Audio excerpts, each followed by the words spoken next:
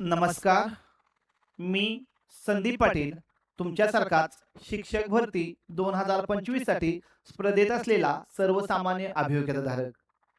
गेले कित्येक दिवस प्रत्येक यूट्यूब चॅनेलवर, सोशल मीडियाच्या प्रत्येक ग्रुपवर, जसं की व्हॉट्सअप असो, टेलिग्राम असो, प्रत्येक ठिकाणी मेरिट मेरिट आणि मेरिट, शिक्षक भरती 2025चं मेरिट, त्यासोबतच याद्या कधी लागतील किंवा शिक्षक भरती 2025ची नियुक्ती कधी भेटेल या संदर्भात आपण सर्वजणच चलबिचल झालो आहोत. परिणामात मला वाटलं की शिक्षक भरती 2025च्या बाबतीत मेरिट ठरवणाऱ्या गोष्टी कोणत्या आहेत आणि मेरिट नेमकं कसं लागू शकतं किंवा कसं लागू शकतं या संदर्भात आपण थोडंसं बोलूया. सगळ्यात महत्त्वाची गोष्ट आपल्याला सगळ्यांनाच माहित आहे, 13,000 पेक्षा जास्त जागा शिक्षक भरती 2025 साठी प्राथमिक स्तरावर आलेल्या आहेत. सद्यस्थितीत मी फक्त प्राथमिक स्तरावरच्या जागा, थोडक्यात विदाऊट मुलाखतच्या जागा आणि त्यांचा लागणारा कट ऑफ किंवा मेरिट याविषयी तुमच्याशी संवाद साधणार आहे. मला वाटतं सगळ्यात महत्त्वाची गोष्ट, मेरिट ठरवणारे घटक नेमके कोणते आहेत या घटकांवर आपण थोडक्यात बोलायला हवं आणि त्यानंतरनं मेरिट नेमकं कसं लागेल, किती लागेल याविषयी सुद्धा बोलायचं आहे. बघा, आपण यूट्यूबवर बघतोय तेवढं सोपं नाही शिक्षक भरतीचं मेरिट, कारण शिक्षक भरतीमध्ये वेगवेगळ्या बाबींचा समावेश होतो. तसेच महाराष्ट्रातील काही जिल्हा परिषदेच्या जाहिराती आलेल्या आहेत. नांदेड, छत्रपती संभाजीनगर, लातूर अशा काही जिल्हा परिषदेची एकही जागा पोर्टलवर आलेली आहे.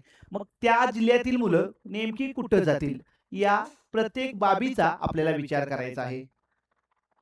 शिक्षक भरती आपल्याला वरून वाटते तेवढी सोपी प्रक्रिया नाही.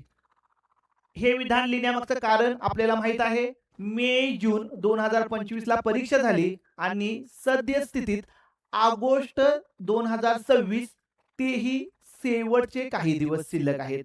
म्हणजे वर्ष होऊन गेलेत, थोडक्यात 15 पेक्षा जास्त महिने होऊन गेलेत, तरी सुद्धा अजून आपण निवड यादीची प्रतीक्षा करतोय. म्हणजेच आपल्याला वरून वाटतं तेवढी शिक्षक भरती ही प्रक्रिया सोपी नाही. शिक्षक भरतीचे अंतिम मेरिट कोणीही अचूकपणे सांगू शकत नाही. आपण फक्त उपलब्ध माहितीच्या आधारे अंदाज व्यक्त करू शकतो. आपल्याकडे उपलब्ध माहिती कोणती आहे, तर परीक्षा देणारे विद्यार्थी 2,09,000, त्यानंतरनं प्रत्यक्ष पवित्र पोर्टलला रजिस्ट्रेशन करणारे 1,70,000 आणि आता तुम्ही बघितला असेला विदाऊट मुलाखतसाठी सरासरी 1,45,000 पेक्षा जास्त मुलांनी आणि 1,50,000 पेक्षा कमी मुलांनी प्रेफरन्स लॉक केलेले आहेत.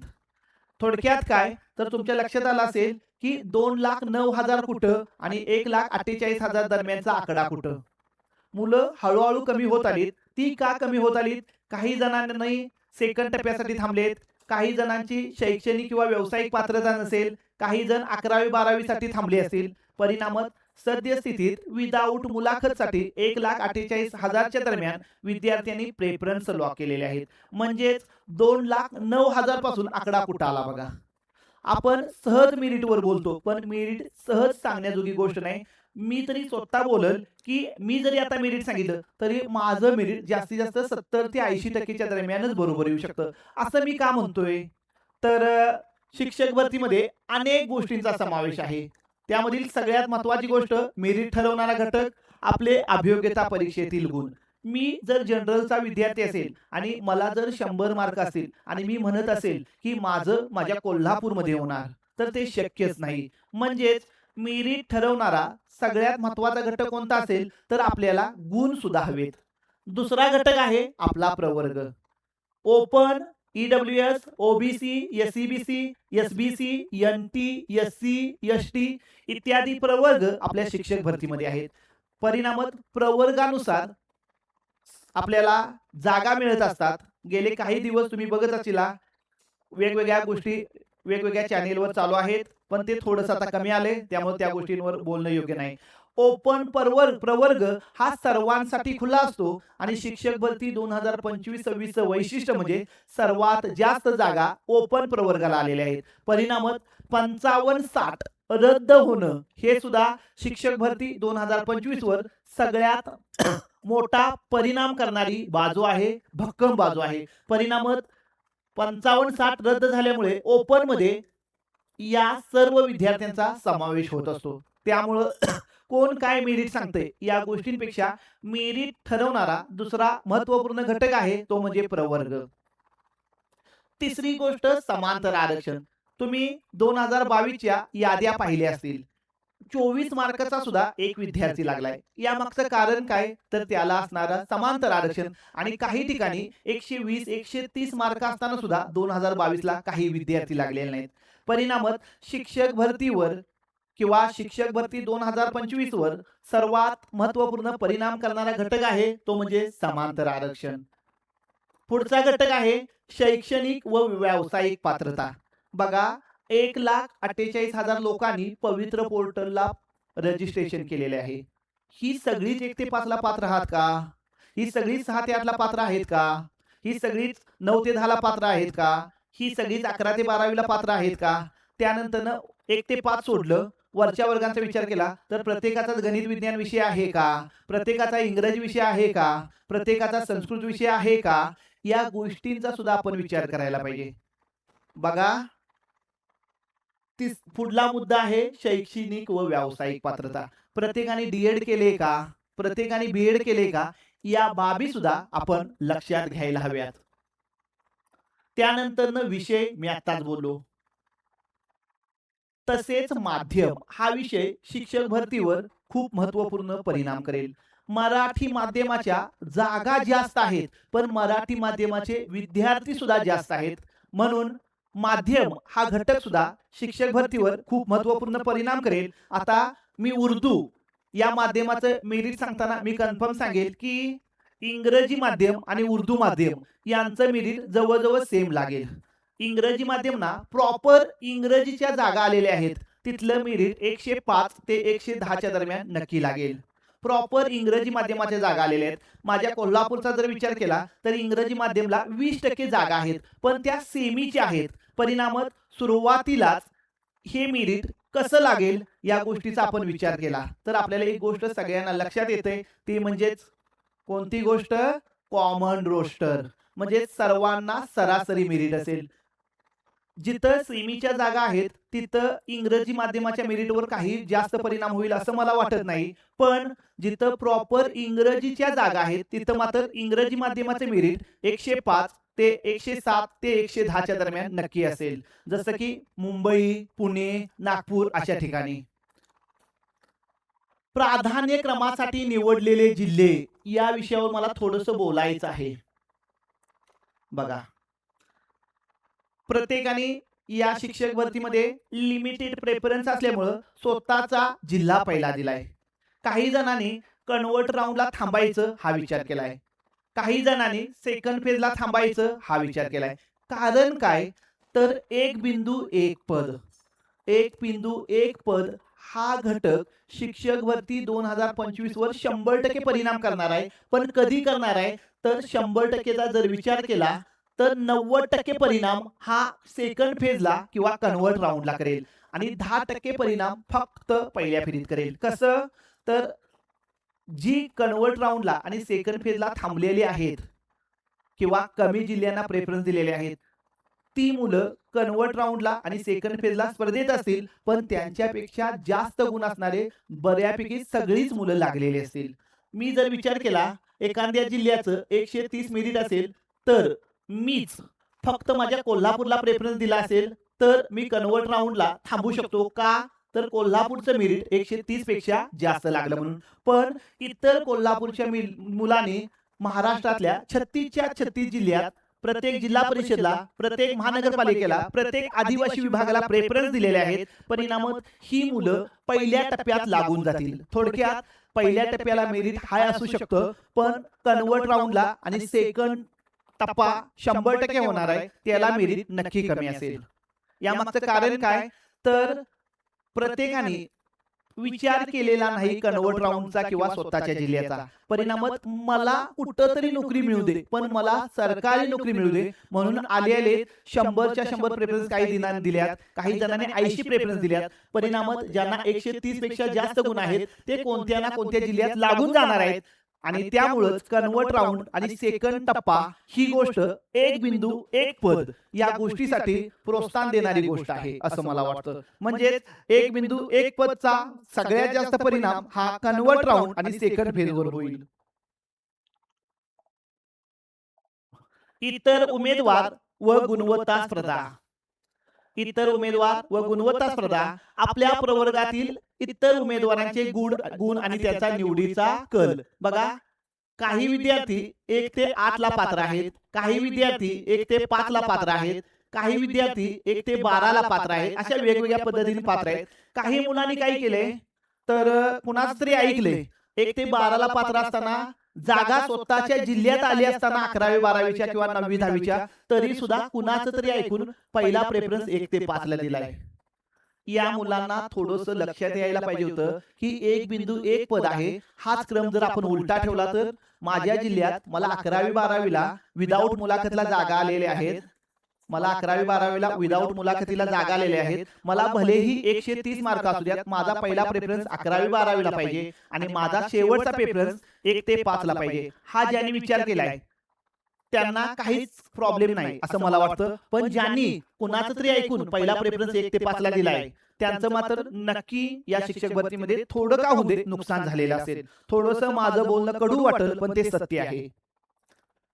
आता माझ्या माहितीनुसार मी केलेल्या अभ्यासानुसार टेटचे गुण, त्यानंतरनं समांतर आरक्षण, त्यानंतरनं प्रवर्ग, त्यानंतरनं जिल्ह्यात वेगवेगळ्या जिल्ह्यात असलेलं वातावरण या बाबींचा विचार करता पहिल्या टप्प्यासाठी मला वाटतंय की पुढील प्रमाणे मेरिट लागेल.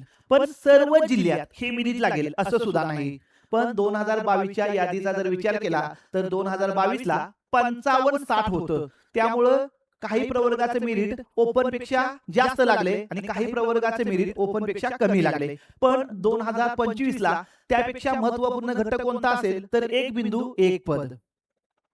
तर माझ्या माहितीनुसार मला वाटतंय पुढील प्रमाणे मेरिट लागेल. जनरल पुरुष 130 आणि महिला 128 च्या दरम्यान मेरिट लागेल. जास्तीत जास्त 2 मार्काचा फरक असेल. पण काही जिल्ह्यात मी फक्त 1 ते 8 च्या बाबतीतच बोलतोय. मी फक्त 1 ते 8 च्या आणि जिल्हा परिषदच्या बाबतीत बोलतोय आणि त्यातल्या त्यात गणित, विज्ञान, त्यानंतर इंग्रजी या 3 विषयावर बोलतोय. सामाजिक शास्त्राला हे मेरिट लागू होत नाही. बघा, 130 तुम्हाला कोणी सांगितलं असेल 1 ते 5 चं वेगळं लागतं, 6 ते 8 चं वेगळं लागतं तर हा गैरसमज आहे. ओपन पुरुष 130 मेरिट लागेल आणि ओपन महिला 128 मेरिट लागेल. पण हे मेरिट काही जिल्ह्यांचं असेल.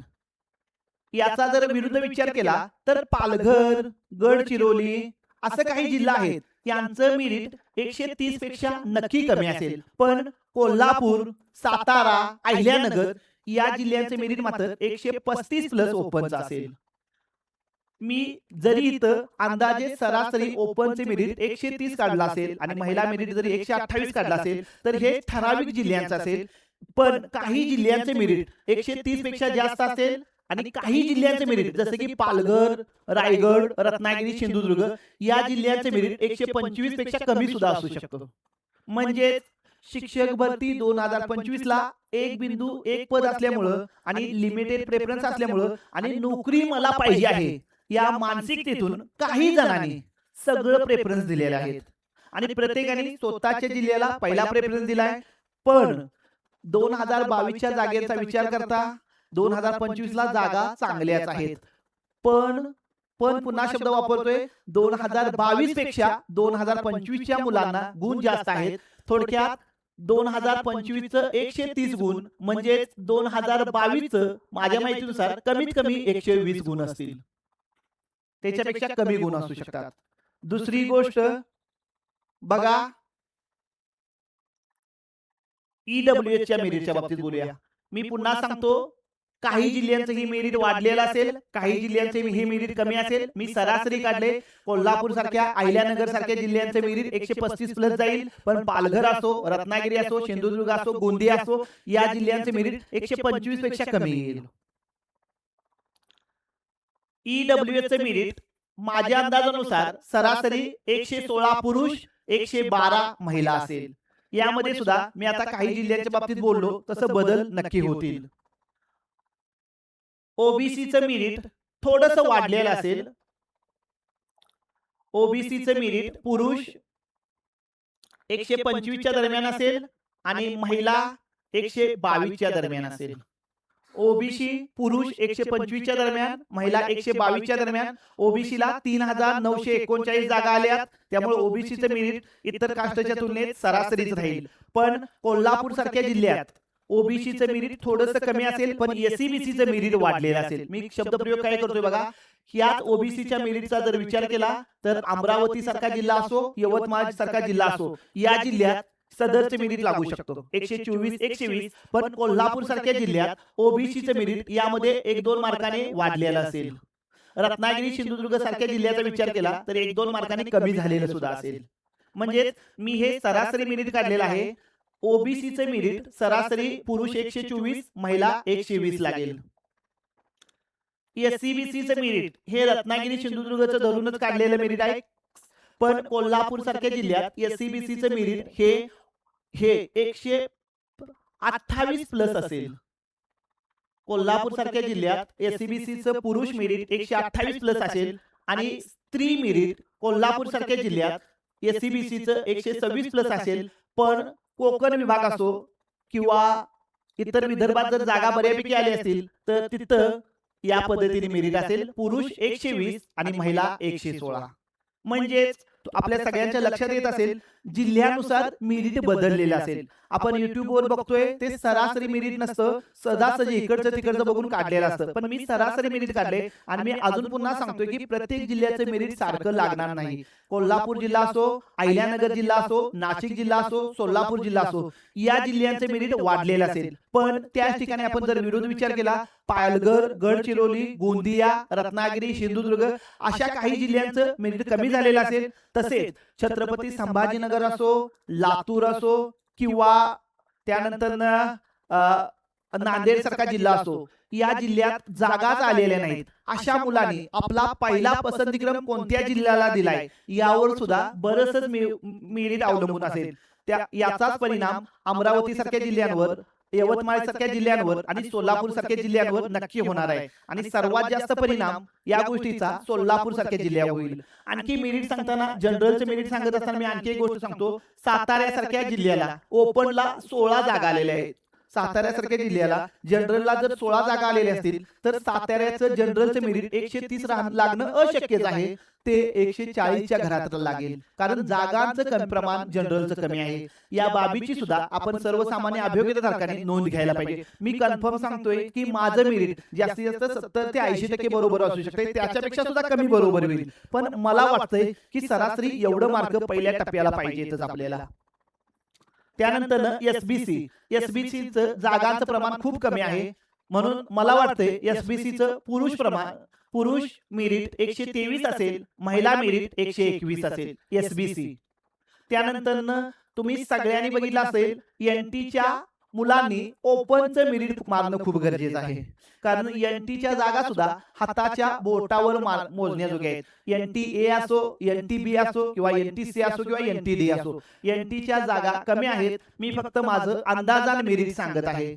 NTCचं विचारात घेतलं तर पुरुष 126, महिला 122.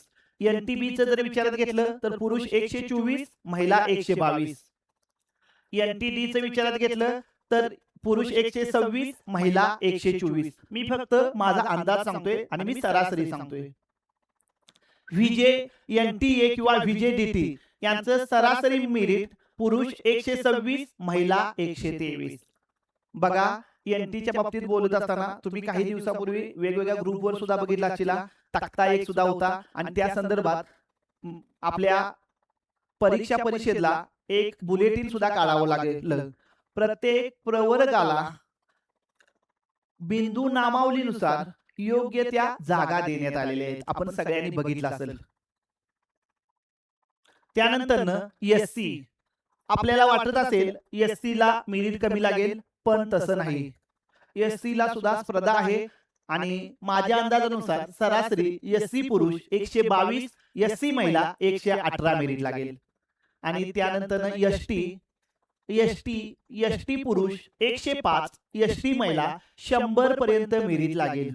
माझा अंदाज आहे एसटी पुरुष 105 आणि एसटी महिला 100 पर्यंत मेरिट लागेल. आणि त्यानंतर दिव्यांगचं पुरुष 95, महिला 93.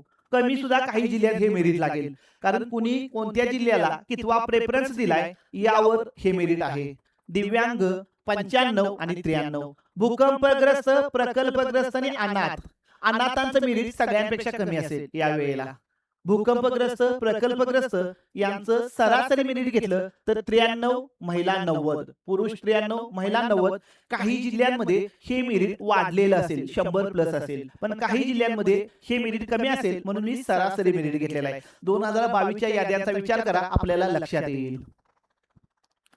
खेळाडूंचं जे मेरिट आहे ते पुरुष 100, महिला 98. हे मी फक्त पहिल्या राऊंडचं सांगतोय. कन्वर्ट राऊंड किंवा सेकंड राऊंडला टप्प्याला हे खूप कमी झालेलं असेल. बघा, मी आज तुमच्याशी मेरिटवर बोलतोय. मी काही गोष्टी पुन्हा एकदा क्लिअर करतोय की मी सांगतेलच 100% सत्य आहे असं नाही. मी फक्त तुमच्यासारखा सर्वसामान्य अभियोग्यताधारक आहे, पण आपल्याला किंवा आपल्या कुटुंबाला आता वाटलंय काही जणांना 100 मार्क आहेत, त्यांना कोणतंही सामाजिक समांतर आरक्षण नाही, तरी सुद्धा माझं होईल ही आशा ठेवून बरेच जण आहेत. त्या भावंडांना मी सांगू इच्छितो, त्या बांधवांना मी सांगू इच्छितो की आशा खूप वाईट असते. त्यामुळं जे काय होईल त्या परिस्थितीला सामोरं जायची आपण तयारी ठेवायला हवी. आता मेरिट ठरवणारे वेगवेगळे घटक बघितलेत. काही जिल्ह्यांचे बघा, जनरलचे मेरिट जास्त असेल, काही जिल्ह्यांचे जनरलचं मेरिट कमी असेल. त्यामागचं मुख्य कारण जनरलला जागा किती आहेत. मी तुम्हाला उदाहरण दिलेलं आहे. सातारा सारख्या जिल्ह्यात जनरलला जागा जर 16 असतील तर कुठलाही युट्यूब वाला सांगू दे साताऱ्याचं मेरिट 130 लागणार आहे. आम्ही सर्वसामान्य अभियोग्यताधारकांनी विचार करायला पाहिजे, 16 जागा असतील तर साताऱ्याचं जनरलचं मेरिट 130 लागेल का, त्याच्यापेक्षा जादा लागेल. या ठिकाणी जर 116 जागा आल्या असत्या तर मी म्हटलो असतो की 130 सहज लागेल, पण जागा फक्त 16 आहेत. यामुळं जनरलच्या मेरिटच्या बाबतीत हा विचार करायला पाहिजे. दुसरी गोष्ट, 2 नंबरचा आपण प्रवर्ग बघितलेला तो म्हणजे ओबीसीची बाबतीत काही जिल्ह्यात जागा जास्त आल्या, काही जिल्ह्यात जागा कमी आल्या. त्यामुळे काही जिल्ह्यात ओबीसीचं मेरिट वरती असेल, ओपनच्या थोडंसं खाली असेल, तर काही जिल्ह्यात ओबीसीचं मेरिट नक्की कमी झालेलं असेल. आणि यामागचं मुख्य कारण असेल ते म्हणजे 55-60. त्यानंतर एससीबीसीचा बोलताना पश्चिम महाराष्ट्रात एससीबीसीची लोक जास्त आहेत. परिणामात पश्चिम महाराष्ट्रात एससीबीसीचं मेरिट नक्की ओबीसी पेक्षा जास्त असेल. थोडक्यात शिक्षक भरती 2025चं मेरिट ठरवणारे घटक कोणते असतील तर शिक्षक अभियोग्यता परीक्षेतील गुण, त्यानंतर आपला प्रवर्ग, त्यानंतर आपले समांतर आरक्षण, त्यानंतर आपण किती जिल्ह्यांना प्रेफरन्स दिलेले आहेत, त्यानंतर आपल्या प्रवर्गाच्या जागा किती आहेत. व्हिडिओ जर पटला असेल तर नक्की कमेंट करा आणि पटला नसेल तर नक्की कमेंट करू नका. पण मी प्रामाणिकपणे सरासरी अंदाज सांगितलेला आहे. मी तरी कन्फर्म सांगेल की काही जिल्ह्यांचे मेरिट वाढलेलं असेल, काही जिल्ह्यांचे मेरिट कमी झालेलं असेल. धन्यवाद.